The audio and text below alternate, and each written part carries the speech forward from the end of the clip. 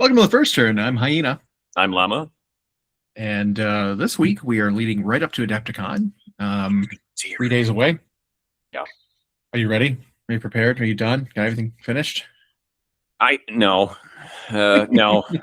So it's funny is I actually go back to like day job tomorrow. Everybody asks me, why don't you just also take Monday off? It's like, oh, it's another vacation day. I can use it later in the year for some, but like, because it turns out I'll be teaching at a couple more events this year. But for this, I do have Tuesday off of work before the event. Taking a dog to 2 different appointments, but otherwise I'm going to be cranking to see if I can get everything done. And then other preparations, since I'll be working at the booth more than I'll just be roaming around. So that's a lot.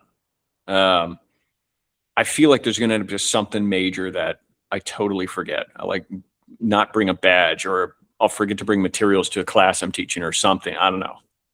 But otherwise, yeah, I'm ready. Adepticon's always like one of the most exciting things for us in this hobby. If you've never been and you are on this side of the hemisphere, go. Or if you can afford it from anywhere, go.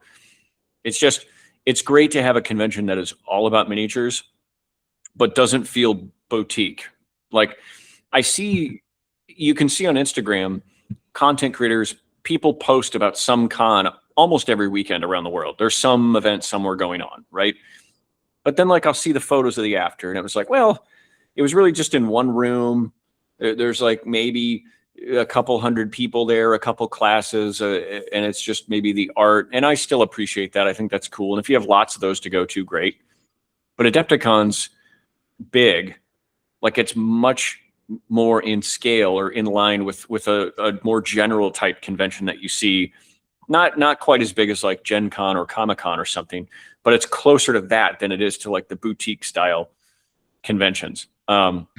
Because it fills a whole convention center, because 12,000 plus people show up, because it's 4 full days of events wall to wall, because there's a lot to see and do. And so like if you're into miniatures, this is just, I don't know. For me, it's been my favorite one for a long time. Yeah, no, 100%. It's always kind of in our back door, or in our backyard too. Mm-hmm. Yeah. So it's always kind of like ours, right? It's always it's a Midwest convention that's always been the Midwest. It's we've gone to it so many years in a row. We're familiar with it. We plan around it most of the year. And I know for my day job, when I'm looking at time off, it's the first thing I put on the calendar. Same. This is what we're doing. And it'd be nice even just to be closer to it, so we can guarantee we can do it every year. Mm-hmm. But yeah, I'm really excited. I've got all my stuff done, except for maybe some touch-up painting stuff I need to do. Mm-hmm. But yeah, I'm really, really pumped. Really excited. I'm staying, I think, a block and a half away from a convention center this year. So it'll be nice to be able to just like pop in and out and not worry about having to like commute over and drive or take a bus or take an Uber, take a trolley, whatever. Yeah. So it's a little different with it being in Milwaukee, because there's not the kind of accommodations attached to the convention center like they had in Schaumburg. And so, I mean, it was hard to get those rooms anyway, but there's a lot of stuff downtown Milwaukee, a lot of places to stay. And so it's a little easier to be close, but not on site, Yeah, that was the trade-off. It was like when we were at Schaumburg for years, it was like if we got the hotel on site, it was gravy. The whole experience rocked then, because you didn't worry about if you were shopping or you got tired or whatever. It's like, cool, I don't have to leave the building to unload my hands or to take a nap or even really to get a refreshment for a minute. But if you wanted to experience anything other than Adepticon, you had to lose your parking spot, get in a car and drive 20, 25 minutes to get to something.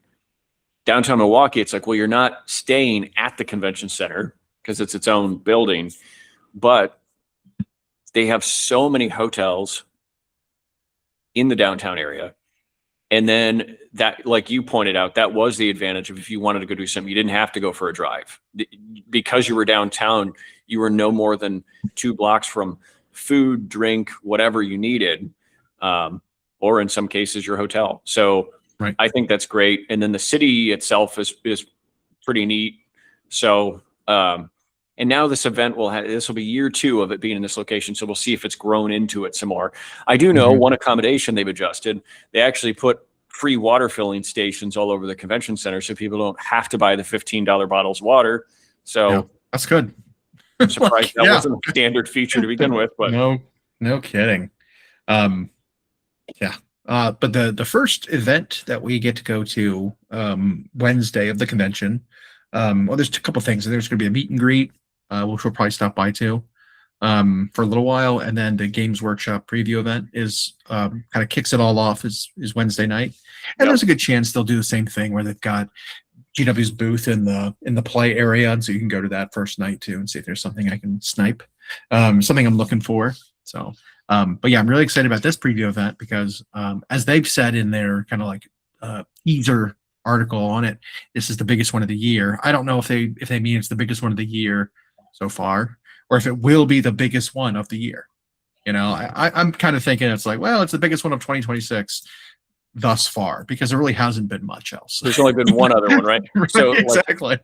Yeah, that's just it's either the biggest or it's the smallest. You only have one choice. You know, there's nothing in the middle right now. It could be a little of both. It was people wondered when they started moving all of their preview events away from, generic cons and moving them to their Warhammer Opens. And now that we saw that they were adding more Warhammer Opens to the schedule, both domestic and abroad, it was like, oh shoot, well, is this just going to be where all their preview events are now? They're not going to do them at any regular conventions. They specifically went out of their way to announce, no, we're doing one at Adepticon. It's going to be big. Right. So I think Adepticon still feels like, even though it's in late March, it still feels like the start of the miniature fiscal year for a lot of us. And so, because even though Golden Demon happens, that usually inspires a lot of people project-wise. A lot of new miniatures are previewed, a lot of games you get to play for the first time, a lot of stuff you get to see in person, a lot of these content creators you make friends with on Instagram, which is totally a new thing compared to years ago. You now get to see them for the first time in person. And so a lot of that really like kicks off the year. It sets the tone for the miniatures, at least here in the States. I mean, there's new stuff that showed off, but it's also new stuff is available for the first time there. You've got event exclusive stuff. I mean, hell, even the Golden Demon event feels like the end of your year if you're basing it on like my hobby project begins and ends at Adepticon because that's when Golden Demon is. Yeah. This is what you've been painting all year for. This, your submission. This is the end of the year. You know, that kind of thing.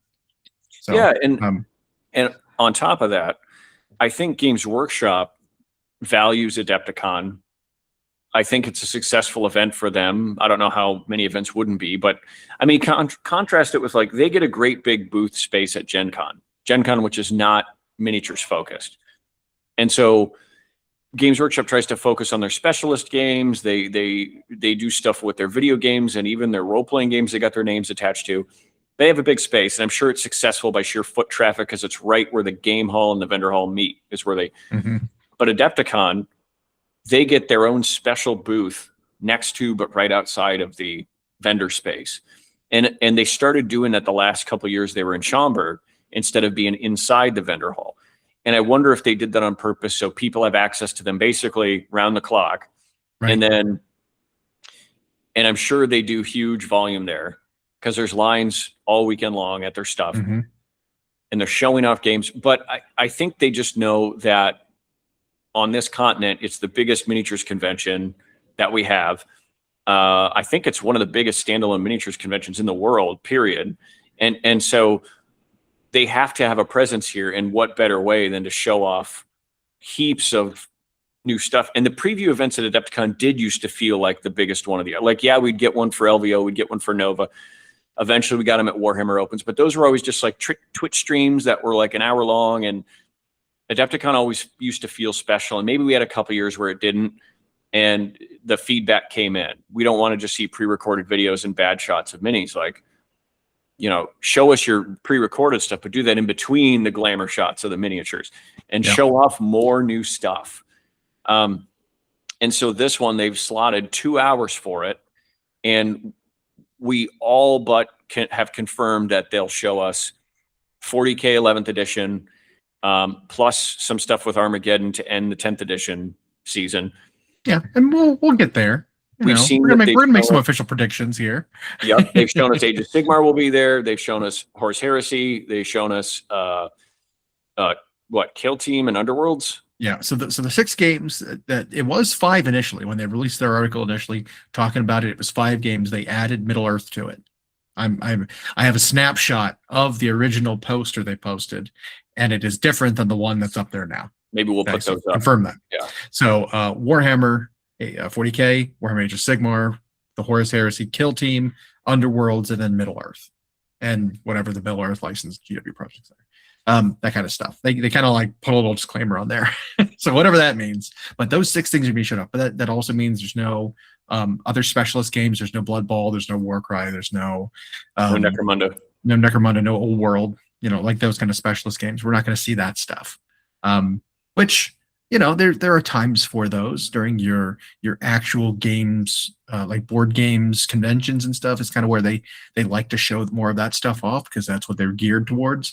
This is proper, tabletop gaming, wargaming convention, that kind of thing.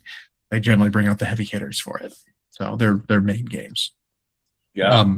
And we do have some rumors that kind of tie into some of the hints they gave us, so that when we do make our main predictions today leading up to it, we'll see how right we are in a few days. We'll put it on the books. We'll say this is what I think we're going to see. Unless you want to do that, we'll do that now. Okay. Let's get it. Let's do it. Let's get into it. So we had a video that we had seen where they had some kind of cheeky hints posted, some subtle, not so subtle hints and teasers of like, what are we going to see there? It was Eddie and Adam or whatever the guy's name is. Yep. Eddie and Adam were there. So I mean, even before we get into like the patches that he was wearing on his leather jacket that are basically going to be, these are the symbols of things we're going to see. I think there was some other stuff that we need to talk about before that. The fact that he was painting, the fact that he pulls up on a red motorcycle, the fact that he was actually painting bikes like bikers. When the motorcycle pulls up, he was in the process of painting bikes and he was using red to do it. Mm-hmm. I mean, it's all but, in my mind, confirms we're going to get bikers for orcs is what I think we're going to see. Could also be the same thing with, Blood Angels are rumored to be the Space Marine faction featured in the next edition. There are rumors they're going to come out with new bike units for Space Marines.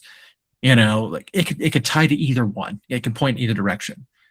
But if you consider the fact that the jacket has patches on it that represent, what are they called? The Speed Freaks. So there's 2 patches on his jacket that are Speed Freaks symbols. The one with like a wheel, it's kind of like flaming wheel rolling, Speed Freaks. And then there's a wrench, like a spanner, and a lightning bolt, also Speed Freaks. So that just tells me it's like, yeah, they're confirming them. What do? They like to go fast, right? Well, and if people remember, bikes, cars, whatever. It might have been 8th edition. It was before the Beastnaga stuff. Orcs got a big release of new vehicles that were the cars. Yep. And they had that, I'm sorry, but a dumb idea for like a sub game that was going to be set in like Mario Kart, but for 40K. But a lot of these orc vehicles just ended up straight into 40K proper. And they all have different rules now, I think. But yeah, you got like a car that looks like a race car. You got one that looks like a buggy, and one that whatever. Mm-hmm. They gave us a bunch of those. Well, now if they were to continue that, their truck, while it's okay, is, if I'm not mistaken, pretty old. But I don't know if they're getting a new truck in Battleway. And we've heard orcs are getting heaps of new models. But one of the rumors was the old leader of the Speed Freaks himself, Wazdaka Gutsmeg.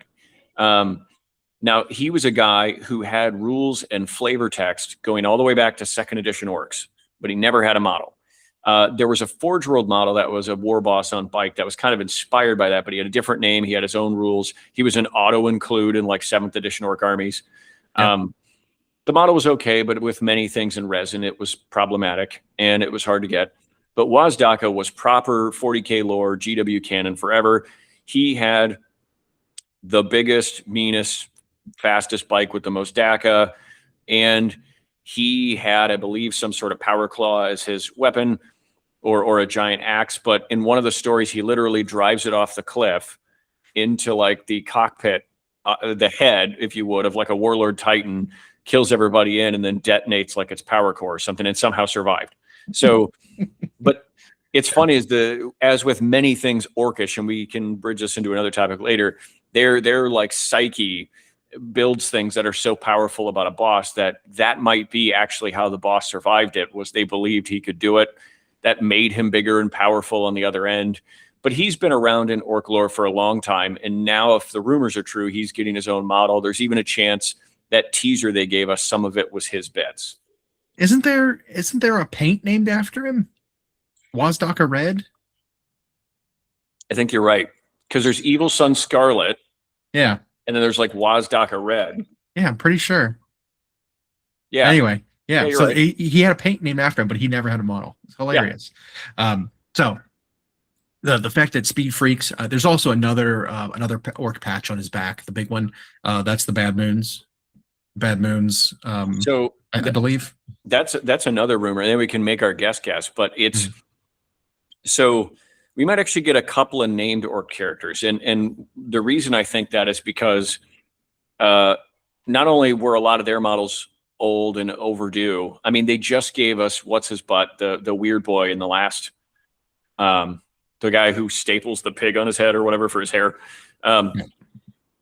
Nazdreg? No, not Nazdreg. Yeah, that's him. Well, Nazdreg's the Bad Moon guy. He's the oh, maybe you're right. His name is something like that, but he's like the squig guy. Or the grot guy. He like herds the grots and makes them better. I can't remember his name. Yeah. Well, so Gazkul's model, of course, is not very old and it's epic. It looks great. But the orcs, like the Eldar, were in that situation where some of their character models were just ancient and needed to be brought up. One thing I didn't even realize, because we've used them for so long, is their plastic bikes, which held up for a long time, came out in 2008. So like those are overdue. They need a modern update. Another one that you actually talked about last edition were the Mega Armor Knobs. And their kit, that was starting to show its age. And it really only had like one set of bits in it that looked okay, but they otherwise were very staticky and didn't look like current orcs. And so... And they were tiny. If you look at them now, they are little. Yeah, they're small. And so if there was a Bad Moon patch on there, and it wasn't referring to something from AOS, let's say... So the Bad Moons are another one that had a legendary war boss that had one model once in 3rd edition. He was a throwaway metal model release in like the back of a white dwarf. Didn't get a big hoopla about his release. You couldn't get the model anymore like a few months later. But his name was Nazdreg. And the concerns in the lore at the time were that he and Gazkul would ever ally. So the difference between them was kind of like the difference between Huron and Abaddon, right? Abaddon is the unquestioned War Master of Chaos. That doesn't mean Huron is not a badass and a power player of his own. Well, Gazkul, of course, is the undisputed leader of the Orkwog, but every clan is kind of divided. Nazdreg was the wealthiest. So he had the most teeth, or whatever their currency was referred to. He also was the only orc that for some reason could speak perfect Imperial Gothic. And I remember in his rules, they reflected he was a little smarter because he was the only orc that could hit on a 3 instead of on a 5 with his ballistic skill. Yeah. So, but his thing with his Bad Moons was he always wore mega armor and his bodyguard were always in mega armor.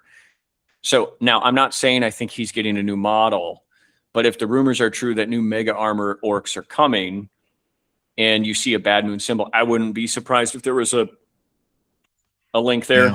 But I mean, I think one of the thoughts is that it was a Bad Moons. I mean, it might also just be the Evil Sons. It could be. Yeah. Which the Evil Sons also makes sense because again, Evil Sun Red is a paint. I think the Evil Sons were part of the Cult of Speed? Well, the Speed Freaks? I don't think the Cult of Speed were their own clan. I thought they were a part of the Evil Sons. or something like that. It's one way. It's one or the other. It's like but they're very intertwined. The two like groups. Well, One's like, is every square a rectangle, and when every rectangle is not a square, that kind of thing. Right. Is that sort. So I mean, that would make more sense to me if there was 3 total things leading, pointing us towards red orcs with bikes and speed and all that. But yeah. Well, and there's a new book coming out on the 40K side. That is about an orc, a named orc, who's starting to get a little bit of screen time. And it's funny, is his outfit looks sort of like an Imperial Commissar, but I can't remember. It's a new release one. And so I'm trying to see if it's up right now. No. Oh, that's right. The Black Library site's all changing because it's going to move over to an app or something soon.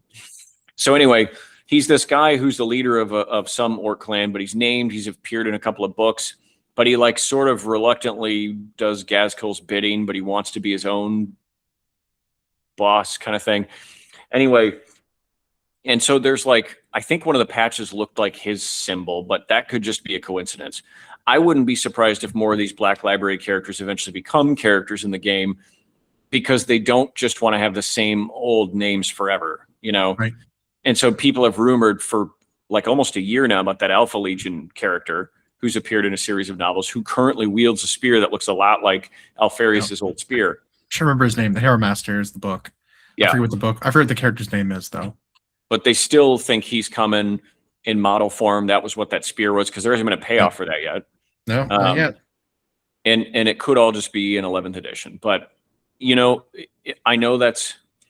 So what are your thoughts on that, by the way, before we get into our predictions? That's a hard pill to swallow when the universe changes and new characters come in and they have to like phase some out. But I don't think they're ever going to get rid of a lot of the staples. But I mean, it's a necessary thing, right? Like we're not sitting at the same year in 40K anymore, or even in Age of Sigmar, either of them, right? Even Horus Heresy's moving on. Mm-hmm. Humans don't live forever, which is why I think it's really weird that Commissar Yarrick is coming back. I mean, the story has progressed a couple hundred years. Right. Why is the same human still alive? I'm sure there's lore and story to go along with that. Stasis, cryogenic freezing, whatever it is. I mean, that's how Farsight was able to stick around for so long, or how right. I mean, Farsight maybe a little bit different, tricky, shenanigans going on there. But like Shadow Sun was literally what's the movie? Wesley Snipes and Sylvester Stallone. Demolition Man. Oh my gosh, yes. Demolition Man, right? They froze this super cop until he was needed in the future, when true villainous criminals, woke up from their freeze, just in case. Right? Like that's kind of how Shadow Sun was, whereas like you're gonna go into stasis until we need you for another great, expansive battle, and then we'll wake you up and then you can lead. But until then, you're gonna be in deep sleep training or whatever, Whereas Farsight might have been more like the name of Farsight is just a title, Right. The Dread Pirate Roberts, right? You swap in a guy, he takes your place, you train a protege, you quietly swap him in for you retire, that kind of thing. And so Farsight might have been perpetuated that way, where it's just the idea and the name is passing on, not the actual person. But like I said, humans have lifespans. The fact that old Bale Eye is still around means, was he frozen? Was he, hyperbaric chamber sleep? Like when he fell on Armageddon last time, he was rescued and like saved by the Space Wolves, right? That was the idea? Yeah, the lore was like that the wolves were there. So every faction has at some point been in Armageddon. This idea that it has to feature somebody is whatever. But yeah, the wolves were there, and they basically pulled him away from the wreckage of the events around Armageddon. And so some people have pieced together some loose bits of lore from like in the past when a human that had done a bunch of good stuff was shot down over Fenris, and they put him in this little chamber thing and performed their weird shamany rites, because the wolves The Wolves Apothecarium and Librarium are very different than the other chapters, the other legions. And they did this sort of rights thing, and he survived the process, which most don't. And so he was declared this like keeper of the saga or weird guy. And so he then served them and followed them around for until he died naturally. And so they were like combining that with the idea that the orcs, again, their gestalt psyche is so powerful that Belief. Yeah. they believe that old Baeli's still out there somewhere because they didn't see him dead. And so you combine the wolves rescuing him with this orc psyche keeps Commissar Yarrick alive. I don't know. I think it's funny is like the lore question is like, really, how's this guy still alive? This is one of the biggest stretches I think so far, but at the same time, nobody was mad about his new model. Yeah. Well, no, people were. You have the Grognacks out there who are all like, well, I prefer the old one. It's like, how? How is that possible? Like, if you like the old one better, good for you. I'm not trying to shoot you down, honestly, but right. But like logistically and aesthetically, like scale wise, like the new one harkens back to the old one, the second version. The first one is an abomination. I will shut that down right now. Where his weird crown and his little like crab claw, that one's awful.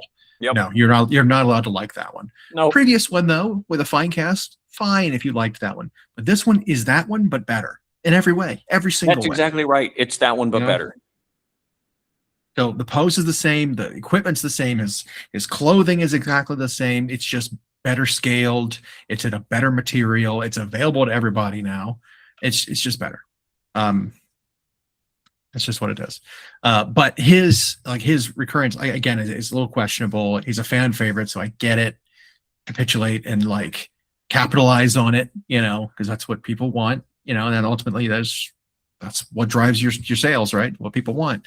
And I'm sure they'll find a way to have made it make sense, right? I think that's a tough spot that Games Workshop's in. It's like right now they're in this weird place where information moves so fast, and the people get bored of stuff even faster. So they always want the next thing. Whatever they're getting now doesn't satisfy anything. They just want to know the next thing.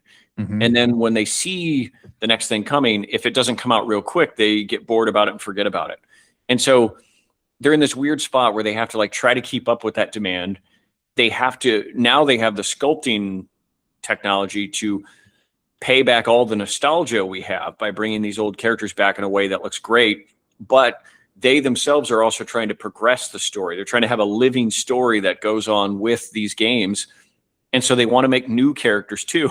And so it's like, how do you make all of that happen at the same time? It's like, I think the Yarrick one's easy. You're going to visit Armageddon. Why not get the guy who's known for Armageddon? It's like you're not going to have WrestleMania without John Cena or whatever, right? Like you have to go to that place and bring the guy back that everybody knows there.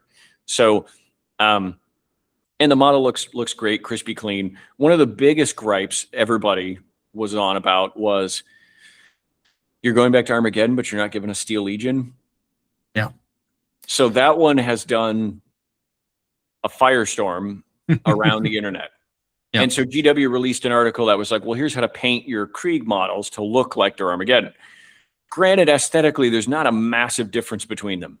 You have these gas mask, trench coat wearing guys. Like, yeah, metal helmets, like bucket helmets, full trench coats, hazardous material or hazardous environment gear. Like, the Krieg were originally just alternate paint schemes for the Steel Legion anyway.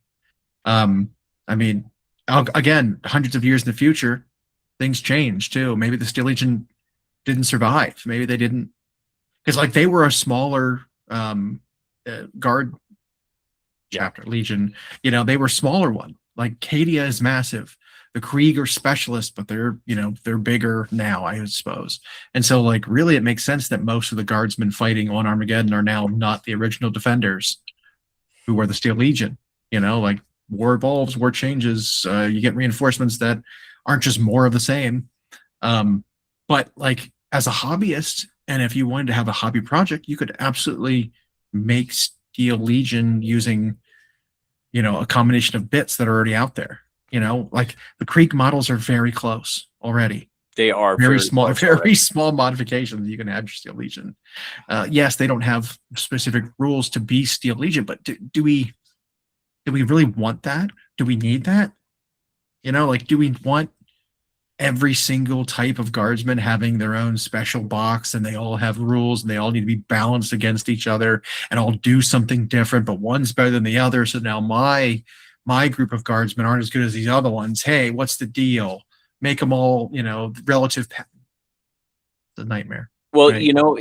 it's, and I realize then people will point to like Space Marines, like, well, they get all their different things. It's like, okay, right, but you short of the specialist units, you have like a core box of intercessors that everybody uses, and you can put your bits from your sprue or your own modifications on them and paint them the color you want. And so I think what GW tried to do, because Astra Militarum really got two massive waves of miniatures in a row. It was, so while they call them Cadians, the Cadian gear, the Cadian motifs are the standard issue for the Astra Militarum. It's like, this is the standard flak armor and whatever guys that are all over the galaxy. And while they do take on variations in individual places, they used to have that in every codex, from the Vestroyans to the Elysians to the Talarn to the Valhallans to the Catachans to the, you know, it was like, still, you'd need guys with 5-up saves and las guns or whatever. Like, how many kits do they need for that? And I think if what they did is they gave us a massive overhaul of the Cadians, and then they gave us a massive overhaul of the Krieg. And I think what they tried to do with those two sets of miniatures, by the way, plus they did a whole thing of the Solar Auxilia in Horus Heresy, if you want a third vein of human models. And they're the same scale. You can use them and use bits from them. And so now it's like, well, you have standard issue looking guys, which are the new Cadian models, and then you have trench coat looking guys, which are the Kriegs. You paint them and modify them to look however you want. Now, it's also not forget about the Scions. There's two different Scion kits that have tons of bits on them. There's still a lot to choose from, you know. Because that would be like if I were going to say, well, yeah, they gave us these Harmagons, but why don't they give us the ones that are High Fleet Ouroboros, where they have crystalline carapaces? I need those models now. Why don't they give us the Jormungandr ones that have these ball sack looking things hanging everywhere? I need that kit now. No, it's on me to buy the kit, make modifications if I want, and paint it the way I want. I'm not saying I will say that I feel nothing for the Steel Legion people, right? Like Steel Legion, especially considering we are going to the site that the Steel Legion were known for. We're going there. You're right. It's a little bit of like it's like, oh, there's a battle going to be taking place on Bal Secundus in you know, which is one of the home worlds of Blood Angels, and be like, there's no Blood Angels models though coming out. No, it'd be like, what? What do you mean? Yeah. So to that end, I get it. I imagine there's so much more they're trying to fulfill for Armageddon, and then 11th edition that just, and who knows, maybe when Astra Militarum comes back around in 11th edition, they'll get something for it. I don't know. I mean, it also sounds like, I mean, again, getting into the previews of what we're going to see this week, there might be something coming for them too. Here there might be. So I guess we'll talk a little bit more about that now. So again, 6 games. We've got the patches. We were talking about orcs. We're talking about Blood Angels. I brought up just a second ago, but they are going to be getting some kind of a payoff. One of the rumors was that in this Armageddon campaign, it's going to be orcs versus Space Marines in like a starter box for 11th edition, painted as Blood Angels. But as we saw in that preview, there were 2 patches on the chest and the back that were Blood Angel patches. So there was traditional Blood Angel symbol, and then there was like a bloody goblet kind of thing, which I believe is a symbol of one of the Blood Angels, the Sanguinary Priesthood or something. So Blood Angels probably going to, whatever we see for Space Marines here on Wednesday, will probably be red, not blue. Just cool. Again, we've theorized 11th edition is going to be teased and to be showed off, or maybe we'll see a video plus a starter box. We're supposed to be seeing some kind of mounted bike characters to support outriders. We're supposed to be seeing new tactical intercessors, I'll call them, right? Because the tactical Marines and the intercessor kit are different, but they're kind of blending more towards the middle of those two kits. I think they're. I'll call them tactical intercessors because they're going to have options. They're going to be hopefully replace both units in terms of rules, so that you can play your first founding Marines, you can play your intercessors just as this same unit. I would love to see that happen. Well, and it sounds like on that front, the idea that they began with Primaris, where each unit does its own specialist thing, will persist. However, it sounds like for the tactical Marine, the intercessor is just going to, they're essentially going to blend the two ideas, where now your 10-man kind of can do everything unit will just become the intercessors, and they're going to do mix and match for armor. They're deciding that whatever armor pattern you are now this scale. And I'd love to see if the intercessor kit was just like, oh, here are 10 guys, but here one of you guys can take a special weapon, one of you can take a heavy weapon, just like the old tactical squad, right? And then you're a mix of armor types and customizable, Well, and I can see it. Then you get rid of the other two, and it sounds like, by the way, the ones that will be in the starter box will be monopose push fit, but they will get a standalone new intercessor for sure tactical kit that's packed full of bits, as it always is. And that's fine. I think they're trying to a little bit of the best of both worlds it now. People like the scale and the detail in the Primaris Marines. They hate kind of the story of just calling them Primaris everything. And I don't know, the lore I've read about what Colin Gilman's done, I actually like it, but I get the sentiment that it was like, why don't you just tell us you're making new scale Marines? But you talked a long time about they should just make one data sheet, and it should be whether you own intercessors or tac Marines, they just use the same data sheet. Yeah. And it sounds like that's where they're moving. We've already seen they had started to mix and match like the old style, like Darth Vader helmet, rebreather helmet with Primaris armor, and it's like so now they're just doing that. I think you're going to see studded knee pads and different types of shoulder plates and different types of helmets, because we've seen beakies with them now too. And now the tactical box, it sounds like, is going to be just packed full of that variety. So I think our prediction for 40K, we'll start there. Why not? Yeah. Yep. So what's funny is I think that's going to eat up the majority of the time is 40K. They might actually get multiple segments, because I think you're right. I think they're going to do both the Armageddon stuff to end this edition, and they're going to give us the tease for 11th. Again, if we look at the preview thing, 40K, Horus Heresy, Kill Team, I think we're going to get a tie-in for all three of those kind of in one big swoop, right? So we're going to have 40K going to preview starter box, which is going to be set on Armageddon. We're going to have the Armageddon setting, like campaign books, which will introduce upgrades and things for multiple armies. We're going to get a Kill Team that's set around Armageddon, probably, and we've heard some rumors on that too.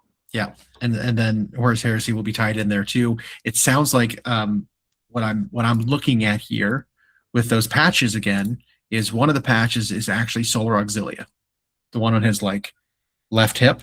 It's a Solar Auxilia patch, which to me again means we're going to get something Solar Auxilia for Horus Heresy to go along with, their next updates and their scouring or whatever. Maybe they've got different humans that need to, be, land-based humans again or something, whatever, who knows? But maybe that's what we'll get for Horus Heresy. But the 40K one, I definitely think we're going to see what Space Marines looks like, what Orcs look like. The Kill Team, we were thinking it was going to be maybe they'll be doing Orcs in that one in the form of like Mega Knobs. That's where they'll get their first update. That was a rumor I heard, was that Mega Armor Knobs would make their first appearance as a new model in Kill Team. And we were both sitting there like, wait a minute, you're going to have like 5 of those in Kill Team? That seems like pretty elite.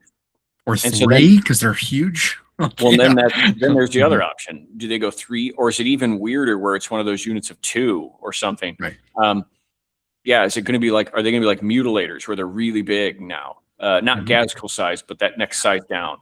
I would love that. I would love if they were bigger.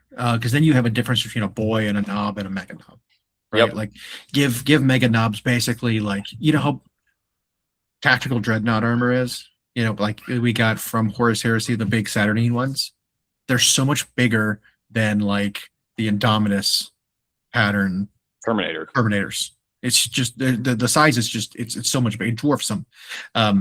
I'd like to see knobs be like Terminator size, like those ones, because they're big orcs, and then the mega knobs be like fully armored suit, like Centurion, like you said, Mutilator, like that size, where they're huge and hulking, but maybe reduced in number. And for the record, we have no information on what they're supposed to look like. The rumor was just that mega knobs might make their first comeback and kill team. For sure.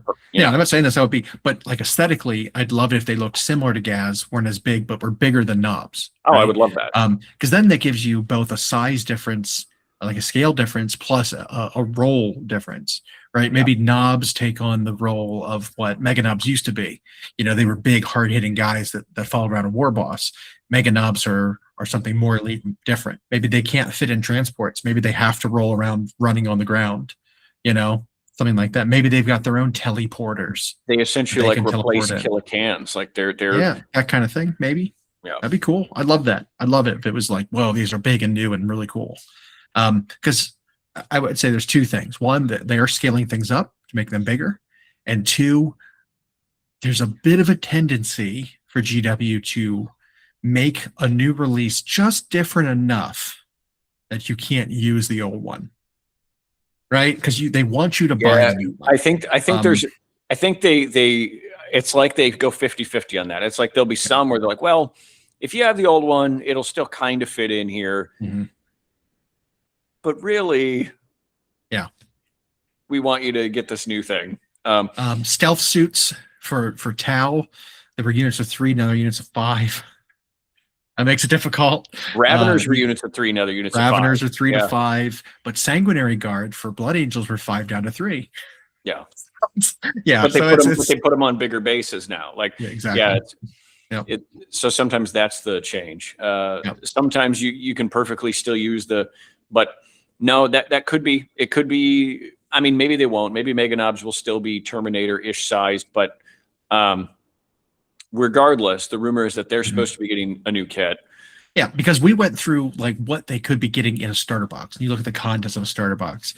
We didn't see how Terminator-sized orcs would fit into the starter box well, because they're supposed to be getting not only boys, but also knobs and maybe a Gretchen refresh too. Or like, they got a new 10-man Gretchen box, but it doesn't come with a Ruckherder. It sounds like it's just Gretchen. And then bikes are supposed to be getting updated, and maybe another new vehicle. It's just like I don't see where the mega knobs fit in this starter box.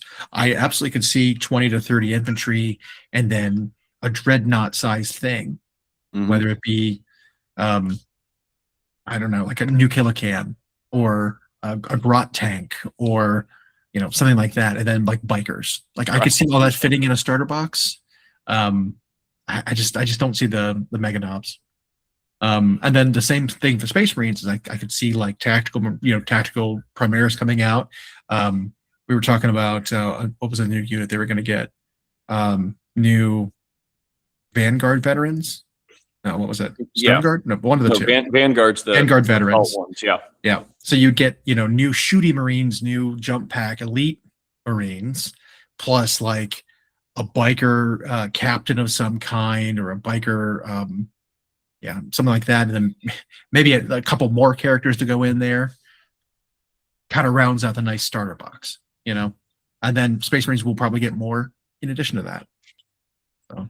Well, yeah, if the last few editions of both games, Age of Sigmar and 40K, are any indicator, like the starter box will be all new models for both armies, but then when their book comes, they'll also get a wave of new stuff.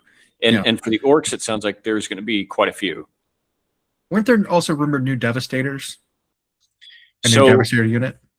Right. So where for those who are unfamiliar, Space Marines forever had a unit called a Devastator Squad, and it was 4 guys with heavy weapons and a sergeant. And you could also pad in like 5 extra TAC Marines for ablative wounds in previous editions, but they kind of got rid of that. For Chaos, they call them Havocs. And they like changed precedents twice. When the new plastic Havocs came out, they put them on a 40 millimeter base, and they gave them like extra toughness or an extra wound or something like that. Yeah, they were tough. They were tough. They might have been both, but they were at least tough 5. It was it was this heavier, and then they could stand and shoot with their weapons without penalties, and they had all these cool rules. And in the 40K side, they gave us these, or on the Loyalist side, they gave us Primaris Marines, but each unit was specialist, right? It was like, well, here's one that carries Meltas, here's one that carries missiles, here's one that carries, and so the ridiculous nerfy missiles. I think that was, someone said in R&D, that was when the design team started to shift and be like, why don't we make the Primaris kind of like a hybrid of old and new instead of trying to come up with just all new, because this was ridiculous. The missiles looked so stupid. The missile launchers, rather. And anyway, so it sounds like they still want to do this where each unit is a specialist, kind of, but then it sounds like they've kind of gone back and forth on it in-house. And so one of the discussions was they're going to get a new like Gravis armored heavy bolter variant. And I was immediately like, well, don't we have heavy intercessors, which wield these bolt rifle things? And then one of them can have it sounds like, well, this will be a unit that's entirely just heavy versions. And the first kit variant they saw might've been a monopose one that only had one weapon type for all 3 guys, but that doesn't mean they won't get options in a later standalone kit. Right. Like the Terminators. And so I don't know. The rumor is either they're going to have just a Gravis armor unit with a standard name that can take these different weapons, but they still have the different kits. I don't know.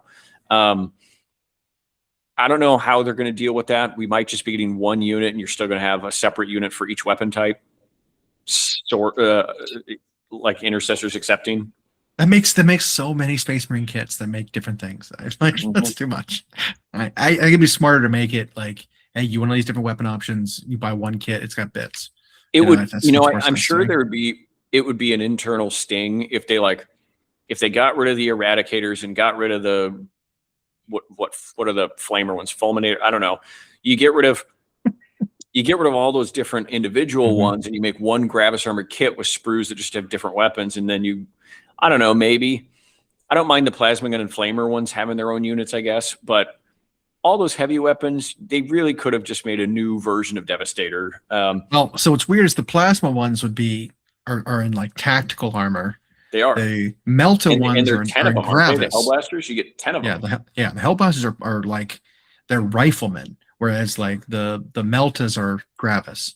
Right. And so those 2 kits, like, unless you squatted, you got rid of them both and made one kit that encompasses all of it, and the other ones just can't be used anymore.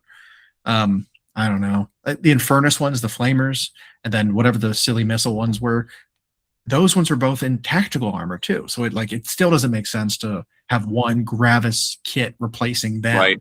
Right. So I don't know. It's kind of, what they've done is a little messy to try to like reconcile it, to like consolidate the weapons into similar units. So I don't know. Maybe the new unit is just going to be called Heavy Intercessors, and they've got all the heavy weapons available to them. That way you can take your heavy bolt rifles from the other kits and still use them, but the Heavy Intercessors could also just take all these heavier weapons too. Oh, that could be. But who knows? Because the Heavy Intercessor kit makes sense to me, that to be the one to continue on and just to have everything consolidated in them. That's what makes the most sense to me. But I don't know. We'll see. I expect they could totally be in the starter box, though. I think it'll be a new variant or multiple variants of a heavy bolter to make that gun more relevant again, I guess, or variations of it. And they'll be in Gravis, and there'll be a unit of 3, and then the standalone box. That's what it'll be too. I think it'll still be a specialist separate unit, but I wouldn't be surprised if power armor Devastators just went away as a result, because now every weapon's been printed in some Primaris form, even though you have to buy different units instead of a kaleidoscope in one. But Agreed. Then the except for las cannons. Except for las cannons, right? Right now, I think when you get us in the Eliminators, which have sniper rifles, right? And then, or on a platform with a Tech Marine.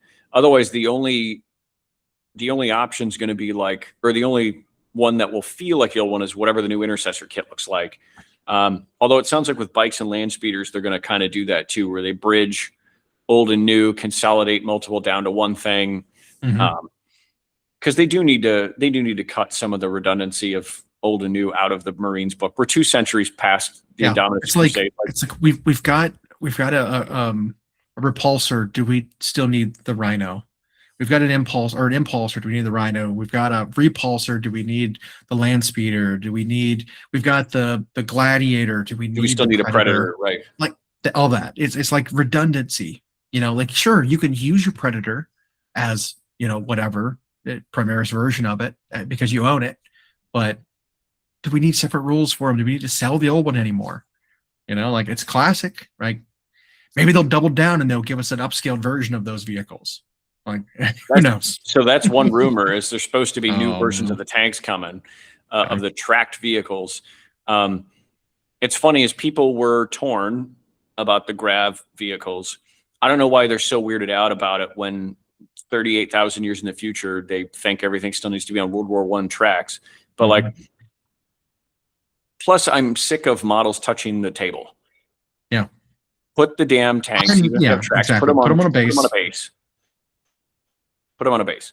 It's also cleaner for the rules. When you measure everything for distance to and from the base of a model,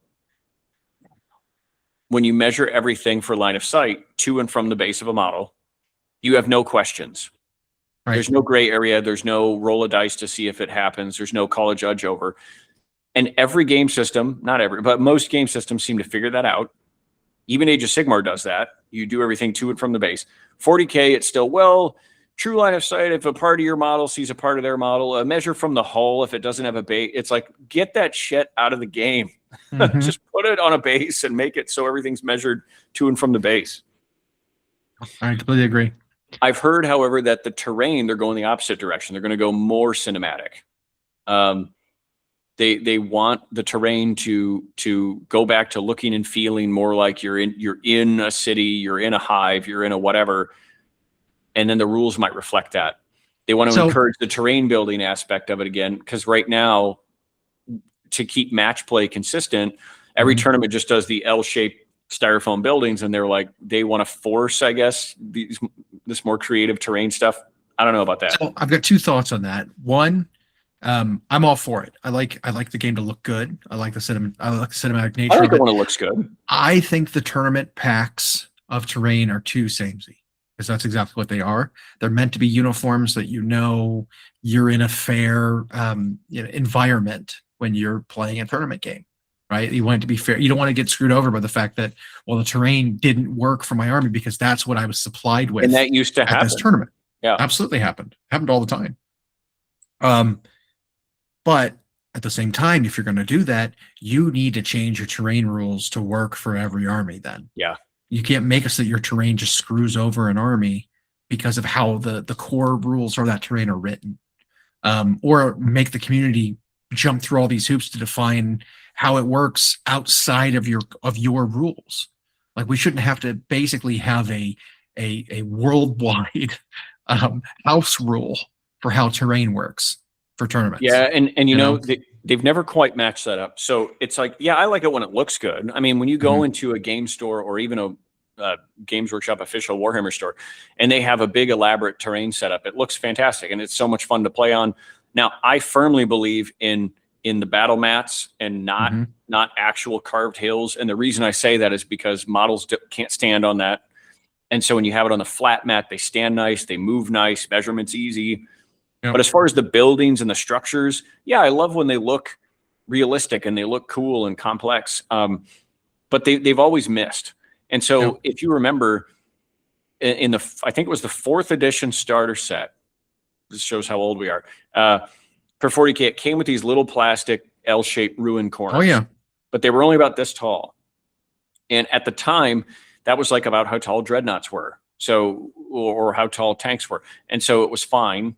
You didn't have many models that scaled above that. And so for cover, it worked. But there were people who in 5th, 6th, 7th edition were still using those at their store or at tournaments. That those little tiny corners were because they were so available and everybody could buy them. And they were putting them on like little cardboard or acrylic squares and just making 2 L's, and that would sit on your even when you played 40K with that online server, it was called Vassal or whatever. That was how, before Tabletop Simulator, that was what the terrain was. But models kept getting bigger and more dynamic and taller and wider, and that terrain didn't work, yet everyone was still using it. So you had armies that just literally couldn't play the game because they received no cover and they'd come out and get deleted turn one. Yep. So what was our solution? Make bigger terrain. So then they made bigger terrain. And now it's like, okay, but we measure from the ground for everything. So now you've got like guys on the third floor next to a Titan who's taller than them, like a knight who's taller than them, and that knight, because the rules, can't attack the guy in that building. It's just like, okay, all right, I get what we were doing. It's not working. And like the cinematography there is there, like a cinematic is there, but like it doesn't make logical sense. Right. And for my money, when you're talking about how to make rules fair and clean for everything, whether you're doing super casual for funsies game or hardcore tournament play, it's like you need rules to be clean at their base level. And the terrain rules and the line of sight rules just have never been clean in 40K, because they do stuff like we just talked about, where they're trying to hybridize the cinematic element, the three-dimensional look of the piece with the rules. And I don't think you can do that. If you want to make it so the look is as hobby fun as possible, cinematic as possible, great. Your rules, however, have to kind of ignore the three-dimensional shape and think just mathy. And it'd be so much easier if, like with Age of Sigmar, you just measure everything, line of sight and distance to and from the base. As far as terrain, if they want it to look more interesting and have more variety, that's totally fine. Just make sure there's a guideline for your tournament packets. Like, well, we want it to be kind of like this, and you want the sides to mirror each other. So if you ever did esports, and StarCraft 2 was a big esports game for a long time, you could log into StarCraft 2, play somebody on the ladder, play the campaign, play a simulated game or whatever, and the map could be however you wanted it. In the tournament, though, they always played on maps where each side started with a mirrored set of bases. They were always symmetrical. And that was the way to make it the most fair. You're starting with the same access to the same resources, the same layouts, the same distances. And I think in tournament play, you want that on your tables. I can agree that it's boring when it's low effort and all you see are just two foam, essentially cereal boxes in an L shape, and that's all you get. I don't know, but I think that comes down to the hobby more than anything. I don't know if you need to write rules around that kind of stuff. But I think you could. I mean, even in this edition of the game, you could write better rules for it. Like, there are already rules for garrisoning buildings. Like, you don't need to actually consider measuring to the guy on the third floor in terms of line of sight, and like you could just say, like, he's up there because he's in this building. I can draw line of sight from anywhere on this building to wherever I need to. But then that means you can just shoot at that building with the guys in it, and they can't hide. You know, maybe they're harder to hit because they're garrisoning the building, but the building is visible. Like, I can shoot at that building. There will be explosions inside of it. There will be collapses. However you want to cinematically justify guys taking damage inside of a building by you shooting the building, like, you can make it work. You know? Yeah, and they can do it without it being super complicated. So if you are wielding said Imperial Knight, like you just described, who's 3 stories tall and wielding a cannon that's longer than 2 train rail cars tied together, and he's firing that into an already ruined building, the building's not going to make it, right? So all you have to do is have rules for unit moves into building, the unit effectively disappears. Right. There's just rules for them being in the building. The actual size and the shape of the building don't really matter anymore because it's defined as garrison or whatever.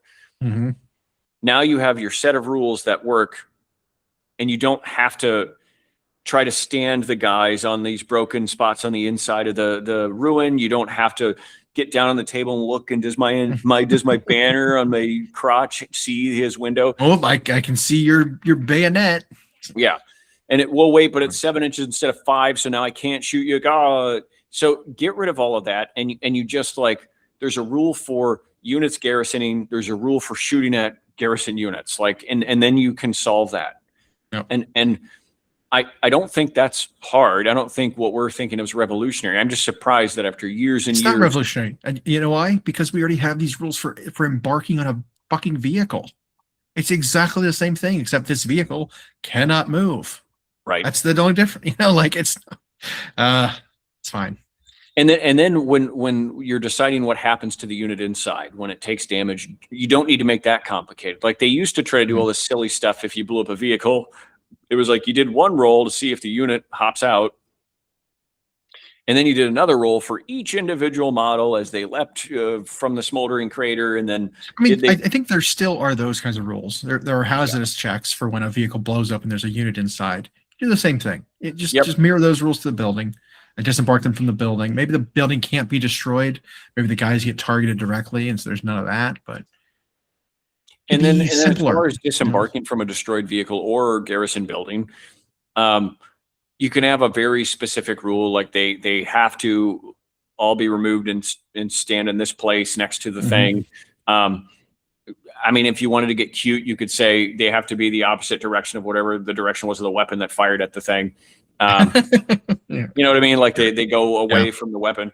Because then that creates weird situations where people get cute with how they disembark from something, and then they. I'm on this building that's a 10 by 10 square. I embark back here. Next turn, I embark at the opposite corner, which is 14 inches away or whatever. Right. So it's like, wait, your unit you moved 14 inches plus 3, a 17-inch move on like a 4-inch, 5-inch move unit. Like, well, that's not fair. It's like, I don't know. Whatever. Yeah, the car bounce, they used to call that, where it was like you charge something you technically can't attack just so you got free extra movement to so the next turn you were closer. I don't like the free movement stuff like that. I mean, they did that in what was it? War Machine did a lot of that. You charge something out of your range because you could charge farther than you could move. And so you charged as far as you could go, but then you'd fail the charge, so you couldn't attack. But it didn't matter because you were just trying to move in a straight line. That kind of thing. Yeah, and those are always like ones that once the rules developers see it used, they're like, oh, how did we miss that? And I don't know, that's not as big a deal as if they would just define a unit is this until it goes in this type of building, and then it's that. And then shooting at that type of unit is like this. And I think you could cut some rules way down.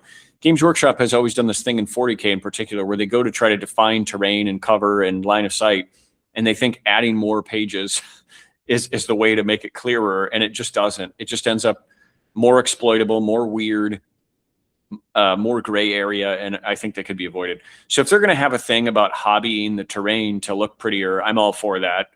But I hope their rules go the opposite direction and just get cleaner and tighter on terrain. Yeah, no, I agree. I mean, obviously, different types of terrain for different types of things. Do you think at this preview event we'll see any rules of what the new 40K will look like? Maybe. I mean, when we saw 8th edition preview, that was at Adepticon. We got to see was it 9th edition?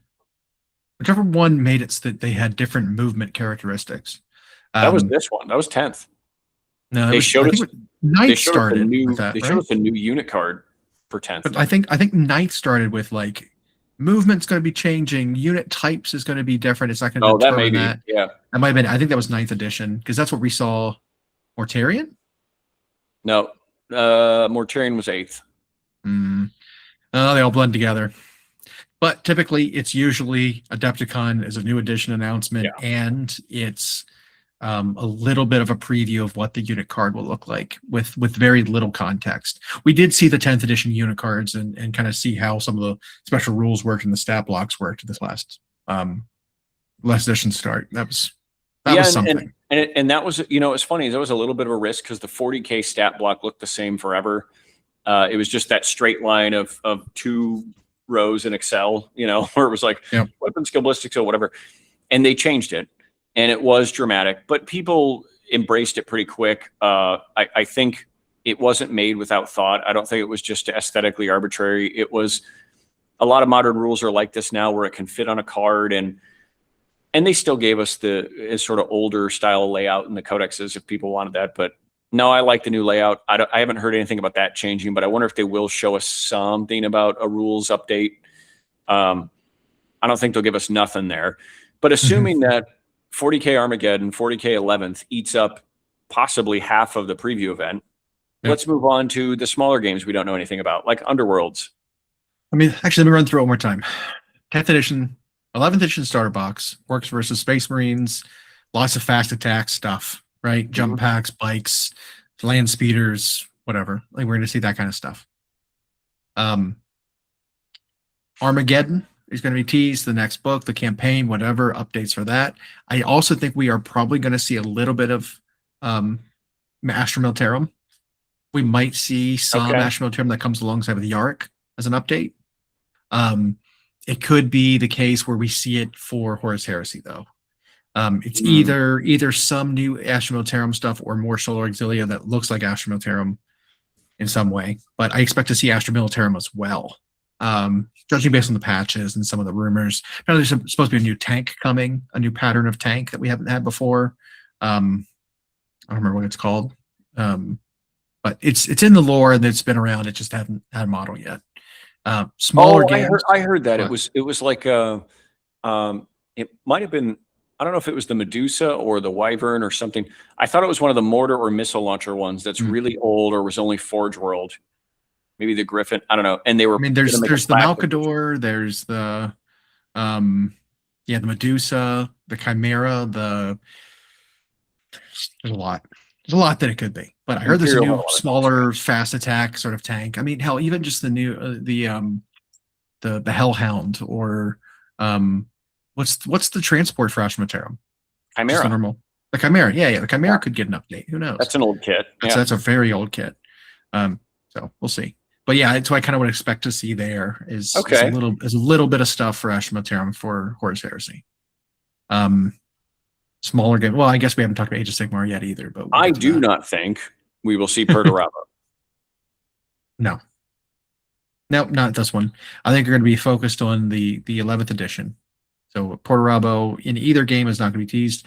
We're going to see that. We saw a patch for Lumineth Realm Lords. The air is that temple. what it was? That was kind of like a weird like wing kind of symbol, like blue wing. I expect we're going to see them for Underworlds. I think that's where that's going to pay off. I think you're right. Yeah, some kind of a new Lumineth warband for Underworlds. So do you think it'll be like the start of a new temple we haven't had yet? No, because it's the symbol of one of the temples we already have. Oh, okay. It's the air temples, like the Wind Fox and like the Wind Chargers. Gotcha. Bummer. I was like, that'd be cool if they did an Underworlds warband of like the Fire Temple, and then later we'll get the payoff. Unfortunately, I think it's going to be more of like the aesthetic of a thing we already have. Okay. I think that's all we're going to get there. Because that makes sense. No prediction for Underworld, we have no idea where it's going. Personally, don't know. So, but that's I think it logically lines up with their previews. And then Age of Sigmar. Well, wait. Horus Heresy. Yeah, Solar Auxilia. Solar Auxilia. Okay. I'm wondering, by the way, I don't usually reach like this. I'm usually very pessimistic about the preview events. I wonder if this long rumored new plastic Guilliman is going to show up. So the reason I think that is there's been rumors for a long time now about a new plastic Guilliman, and people didn't know if it's new for Horus Heresy, like they're going to revisit a Kelth thing, or if it's new for 40K, because now that figure is like 10 years old and looks a little weird, pales in comparison to the Lion, we'll say.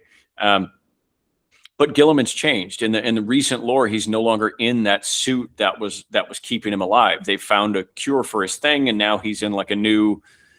So there's that. He's got a new outfit. He's been doing this now for almost 2 centuries since he woke up. So stuff's changed. But there's also the fact that at the end of the Horus Heresy, as well as in this new book, for the Scouring, Guilliman plays a very central role in the shaping of the Imperium. And there's talks that there's going to be some sort of rules and models coming for whether it's its own game, which I doubt, or as an extension of the Horus Heresy for the Scouring. So I wonder if we're going to see that, if they're going to talk about that during the Horus Heresy section. That'd be pretty big, because that's like a patch on an edition. So I wonder if we're going to see that, or if it'll just be simple and be the Solar Auxilia thing you're talking about. Mm-hmm.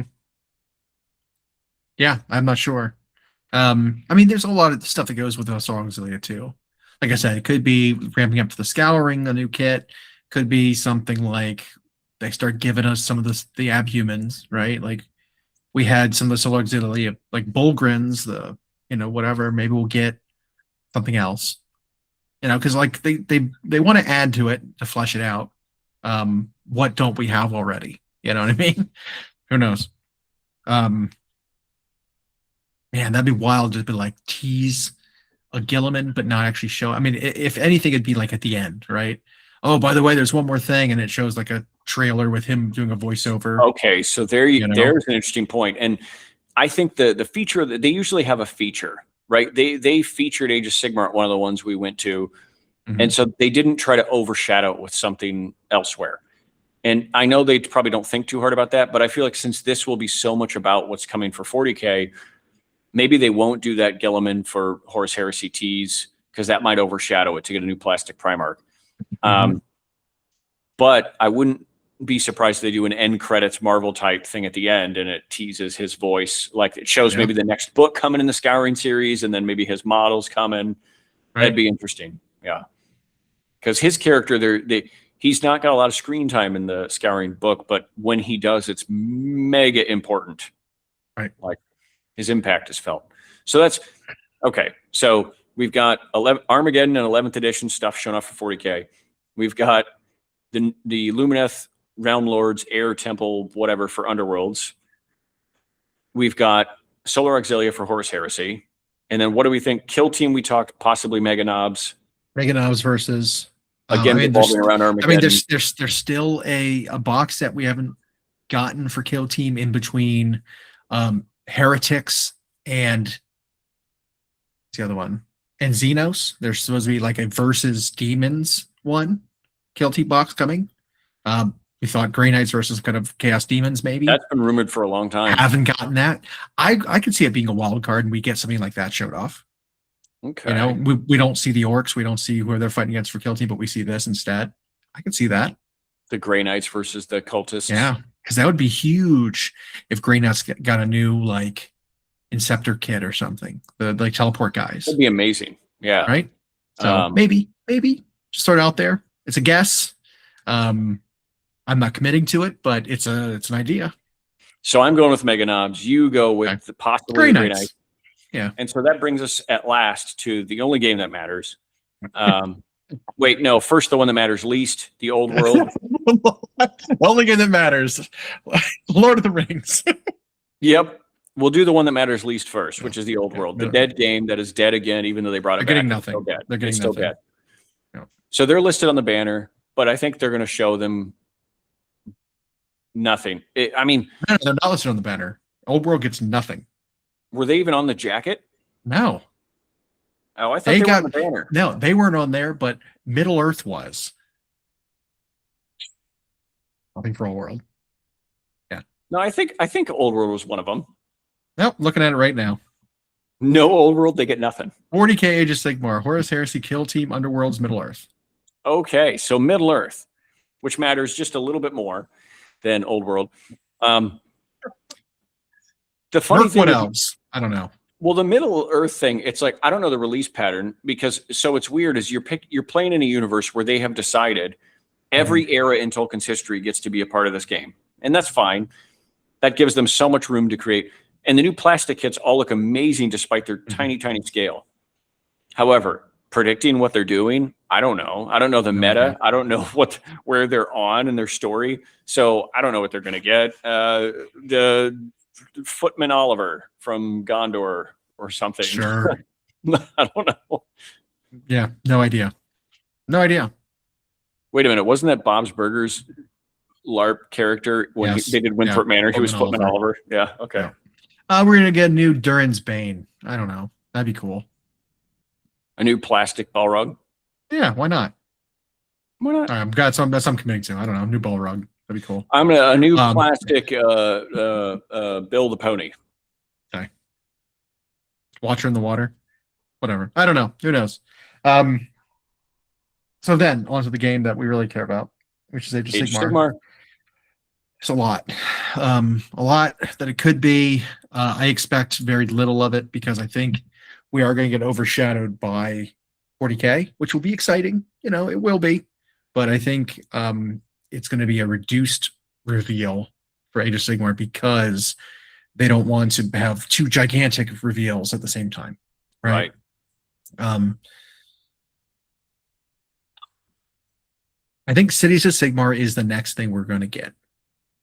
I wouldn't be surprised if we got just the Spearhead box, which is supposed to be rumored Cities of Sigmar versus Skaven. We didn't see a Skaven patch or anything, which leads me to think maybe we won't see that Spearhead box. We'll see second wave of Cities of Sigmar, which is supposed to be a cog fort, which is their a new like mechanical unit. It's not a behemoth. No, it's a behemoth. It's not a monster. It'd be a war machine. It's not terrain. It's not endless spell, that kind of thing. It's supposed to be a unit that you have to pay for to bring it.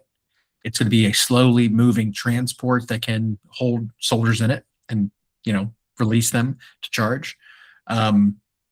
We might just see that.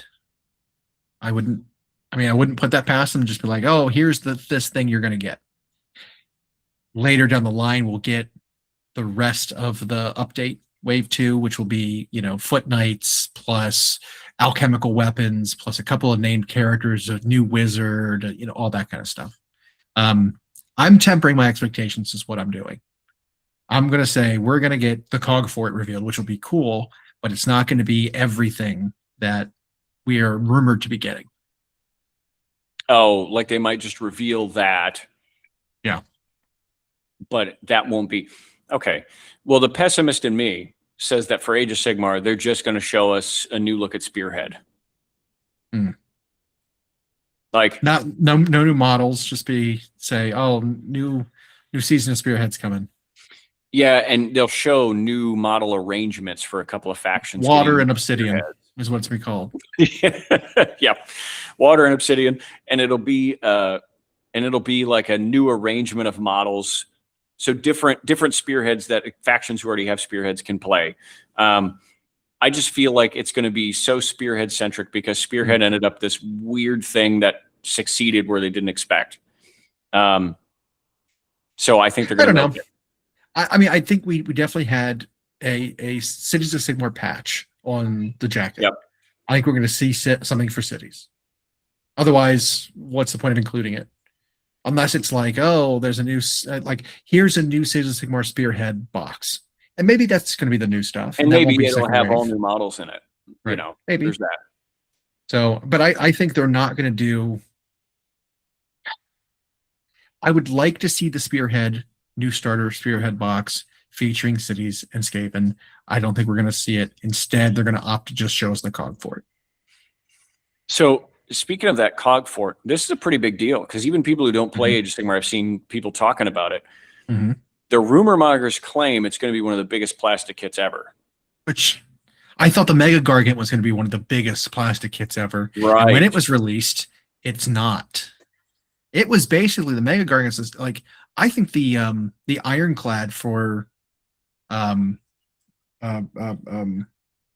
Dwarfs, the Caradron Overlords is a bigger plastic kit technically.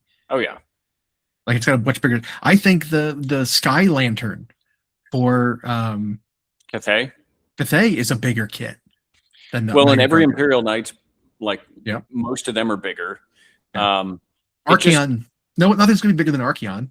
No, and until they get a plastic Warhound or whatever, right? So it's, but yeah, so we've always heard these grand plans for this is going to be a 9-inch tall and what it's like. So when they say that, I don't know. I bet it'll be pretty big, but we've also heard rumors that there's a piece of scenery that they're getting that is also a fort for the Cities of Sigmar, but it's not going to be the same as the Cog Fort. Right. Like maybe I'll be in a fortified position with a cannon or something on it. Right. But the Cog Fort is going to be a crawling castle. A war machine thing. Yeah. And so who knows? Maybe somebody's seen one of those and one of them is really big, but I don't know. I think with how fine they do their details now, things will look a lot bigger than they are. We had all kinds of foot characters that are like, whoa, he looks huge, and you get him, you're like, oh wait, no, he's not at all. He just looks big because he's painted so well, and the scale of the detail is perfect. And we haven't acclimated to Right. proper You see the scaling. appropriate amount of space between this muscle here and the vestibule and the nose. And so it looks like, well, his head must be that big. And it's like, Yeah. nope, they just sculpt it that well now. Yeah, you could be right. I don't think whatever the cog for it is going to be. I don't think it's even going to be mega gargant sized. I think you're probably looking at something like, I don't know, based on the artwork in that animation, it's big. Mm-hmm. It's a 30-foot tall thing, but a 30-foot tall thing is it's 5 guardsmen in height.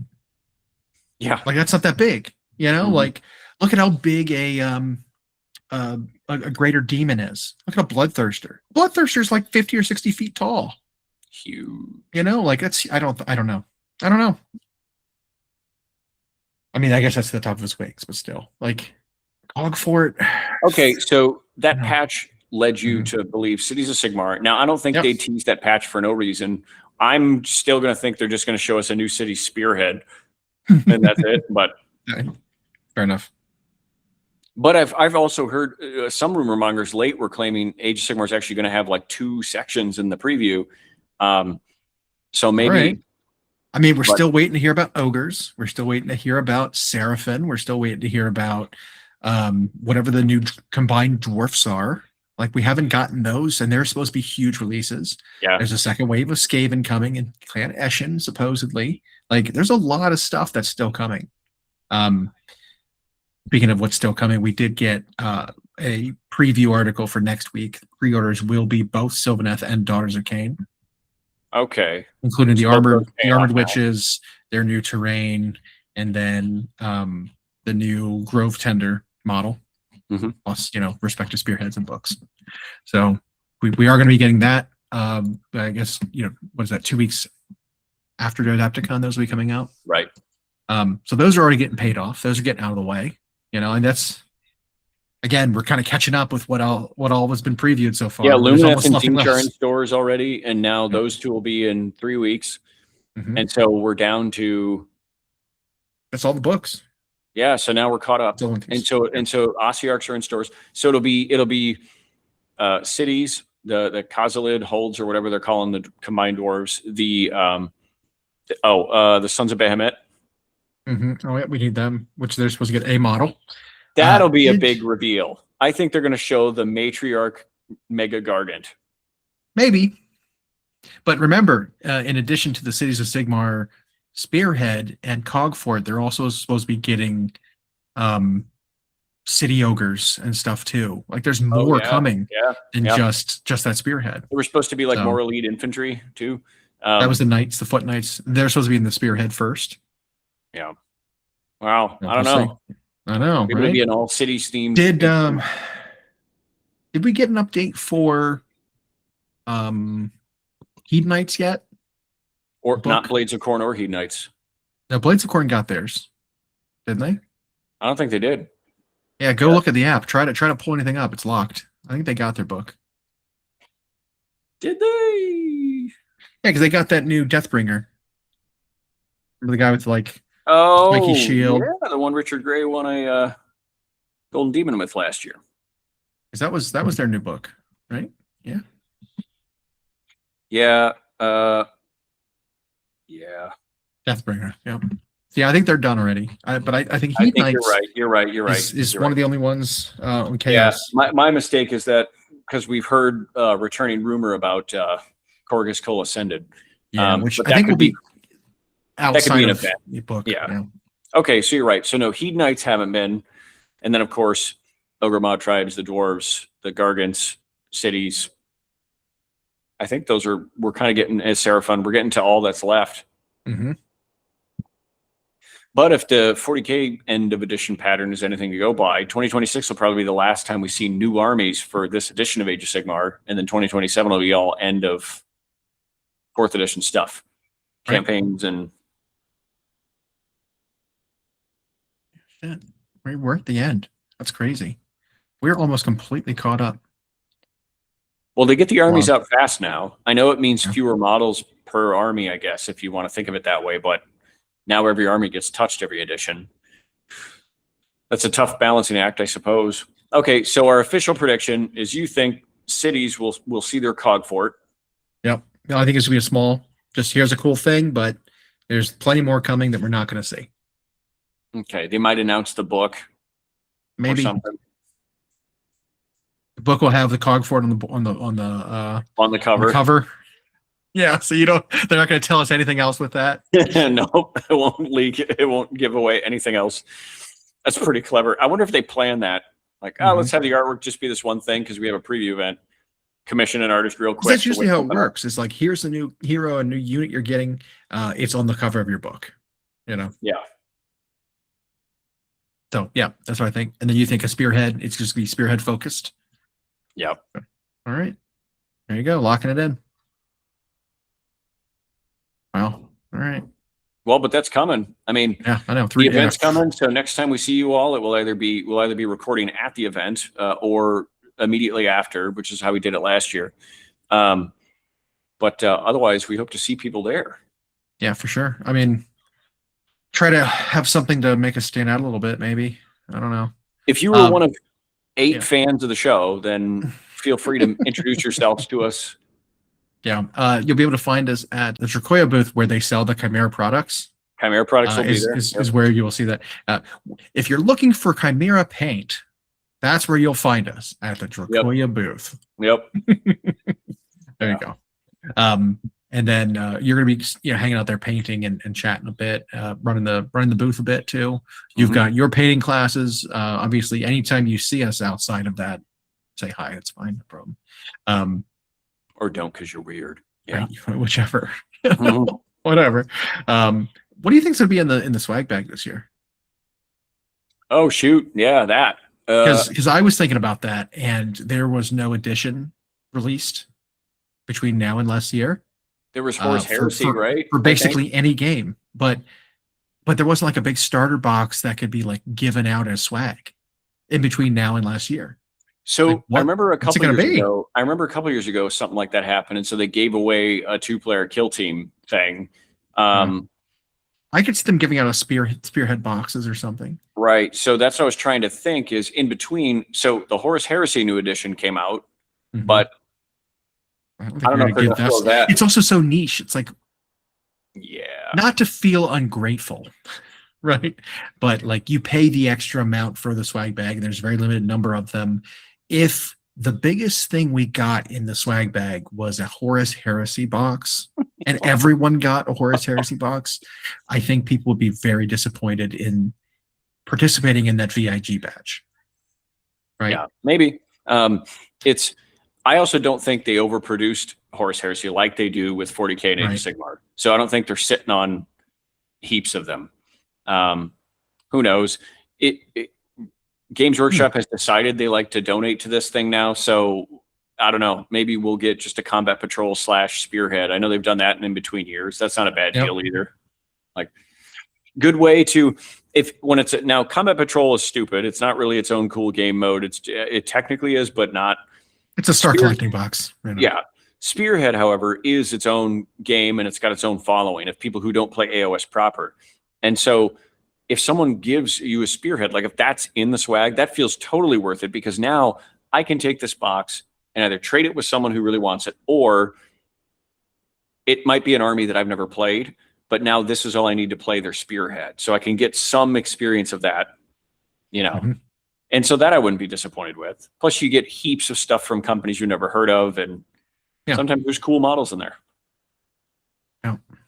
No one gives away food though. I want why don't they drop food in there? Yeah. Speaking of, I could drop some food in my mouth. Yep. All right. Let's eat.